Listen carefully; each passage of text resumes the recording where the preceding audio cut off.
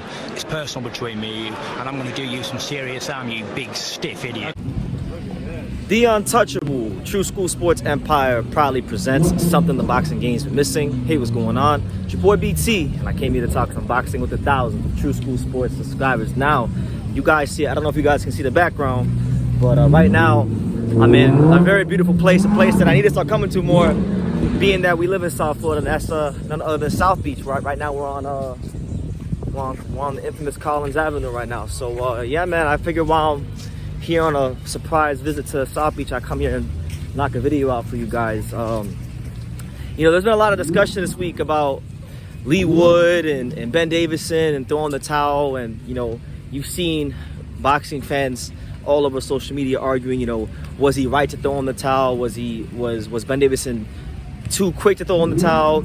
So I guess in this video, what I wanted to kind of talk about was, when should a trainer throw in the towel? Like, when is enough for a fighter?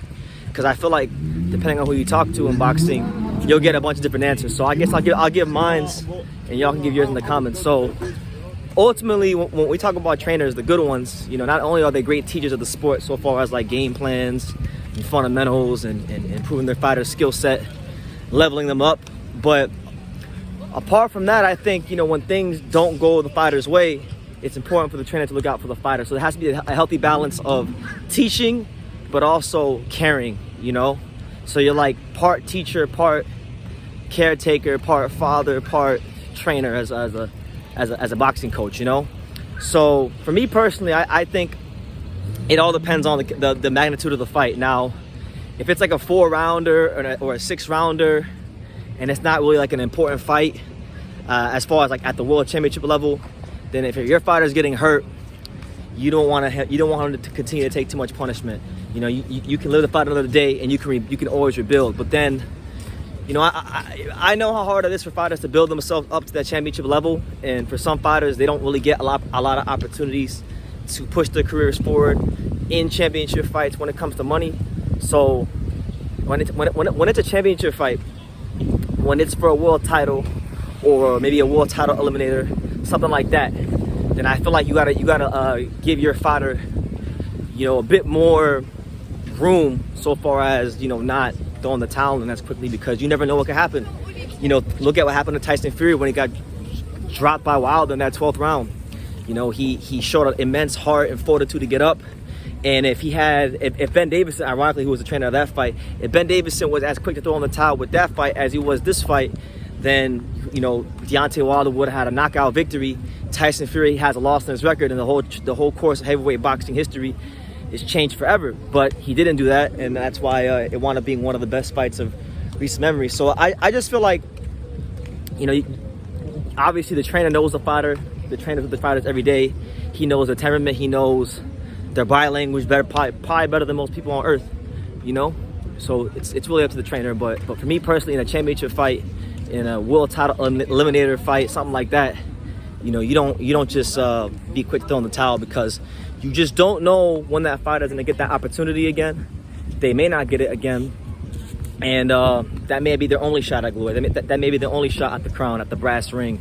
So yeah, it depends. It really does depend. If you're in a, I'll repeat it again, if you're in a 6-rounder, an 8-rounder, if you're the B-side fighter, you know, and you already have 3-4 losses, then you throw the towel in. You don't kind of sit there and just like let your fighter take punishment, because if the guy's a B-side fighter, if he's a journeyman, see, then it's different, right? Because if you're a prospect who they got money behind, then you'll probably won't be as quick. But if you're a journeyman who needs to feed his family, and you're doing this and you're taking like one fight every couple weeks, your whole objective when you fight one of these prospects is to not get stopped.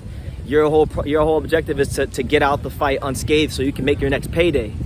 So then, you know, I feel like for the journeymen, especially if they haven't been stopped a whole lot of times, you get a little bit of leniency. But I feel like it's a good topic to talk about, because, you know, fighter safety is a topic that, you know, people like to talk about.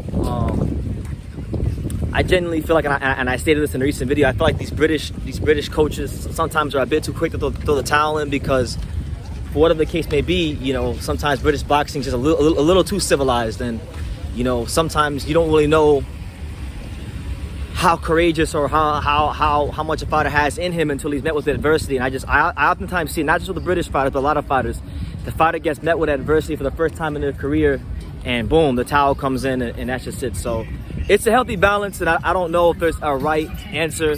Like, there's no one size fits all answer for everything. I feel like it varies fighter to fighter. It varies, you know, situation by situation, and you got to take it on a case by case basis. But you know, Ben Davison, you know, in regards to the Lara fight, he did look out for his fighter. Like he definitely you know, saved him from getting permanent from getting further damage. So in that regard, he passed. It's just, you know, it's a championship fight.